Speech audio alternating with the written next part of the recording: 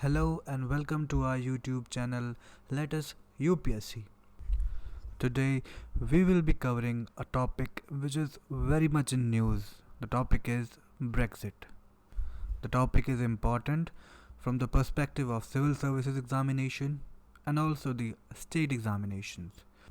In today's video, we will look about what is Brexit, what is European Union, what is Euro area, then why the British or the Britain is leaving the European Union, what is the relation of India with UK and the European Union, what are the negatives and the positives of Brexit from the perspective of India, and what the Brexit means for Britain. Then we will see what is the current scenario. So without any delay, let's begin our video. First of all, let us understand what the term Brexit means. Brexit simply means British exiting from the European Union. The term Brexit comes from the term Grexit, that is Grexit, which was termed by some economists in the year 2012 when there were news that Germany wants to exit from the European Union. Now, the Brexit means the British exiting from the European Union. The question arises, what is the European Union? The European Union is a political, trade and economic union which was founded in the year 1957. The European Union members account for around 16% of the world's trade. It is the largest trading bloc, surpassing even the United States of America. As we all know, there are 51 countries in Europe and 28 countries have signed the treaty to become the part of the European Union. So, it is clear from this fact that not all the European countries are part of European Union. As we can see, there are 51 countries in the European Union. There are only 28 countries. In the year 2012, the European Union was awarded with the Nobel Peace Prize as well. Now we have an understanding of what the term Brexit means and what is the European Union actually is. Now let us move on to the Euro area. What does the Euro area means? Euro area is nothing but it is a subset of European Union. It is a monetary union of 19 countries out of 28 countries that are part of European Union. Now it is clear from this fact that not all the countries of the European Union are present in the Euro area. Just like not all the countries of the Europe are the members of the European Union, not all the countries of European Union are in the Euro area. As we have seen, 51 countries are in the Europe and only 28 countries out of 51 are the part of European Union. Similarly, only the 19 countries out of these 28 countries who are part of European Union constitute the Euro area. What does this Euro area mean? In this Euro area, the countries use a common currency. In this case, the currency is Euro.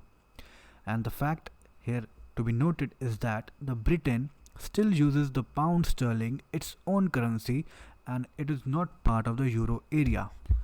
Now the question arises, then why is the Britain looking forward to leave the European Union? When these countries have decided in 1957 to come into a union and all things were going well throughout this period, then what is the main reason that the Britain wants to leave the European Union? Let's look at this. Britain loses more than it gains. There is more to lose than the gain. If in any relationship, if you are losing and not gaining anything, then it is better to part your ways. Millions of pounds each week as contribution to the European budget. European Union has a common European Parliament to which every European Union country contributes something every week. Now the Britain, being a big country, has to contribute millions of pounds each week in the European budget. Heavy migration from European Union into Britain creates imbalance in the United Kingdom related to the welfare schemes, etc. When people from one country are coming to your country, they are utilizing your resources. We can understand this with an example that people living in one state going to other state, for example people of Uttar Pradesh, if they are visiting the state of Delhi, or the union territory of Delhi, they are utilizing the resources of that particular region. Okay, then the native people of that particular region have a tendency to say, to raise their voice against this, that their own resources are being utilized up by another people. So this is the same thing in the Britain, that the British people are standing up against the migrants who are coming from the other European countries and utilizing the resources which are present in the Britain. Then one more reason is that the British exporters cannot thrive in an over bureaucratic European parliament. The British exporters can thrive only when there are less sanctions over them. They can send their material over abroad and can gain something out of it. And when there are sanctions, when there are a difficult bureaucratic process, when there are higher tariffs, the exporters are not able to gain as much as they want to. Now let us look at the scenario between India, United Kingdom and the European Union. Now India is one of the top investors in the UK. More than 800 India owned companies are present in the country. A good export market for IT products. India is third largest source of FDI to the UK. India enjoys trade surplus with the UK. These are all the scenarios that are present between the Indian country and the UK and the European Union. Now let us look at what are the negatives of Brexit for India and what are the positives. First, let us look at the negatives. Foreign fund outflow. There can be a foreign fund outflow from India, that the investors will move out of India. There will be a capital outflow from the India. There could be a weakening of rupee against the dollar, increase in price of crude oil, widening current account deficit and fiscal deficit. Prices of gold, electronic items may rise. Market will fluctuate. The Nifty, the Sensex may fluctuate. Indian outsourcers may suffer. The Indian exporters may suffer. India's forex can get diminished.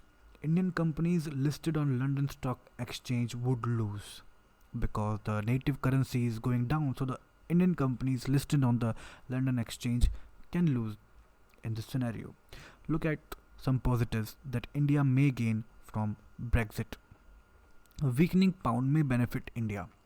Indian companies can acquire high-tech assets on lower rates. For example, if something is going around like 10 rupees and if the currency of that country is going down, you can acquire that high-tech asset at just 5 rupees. So it is a benefit for India.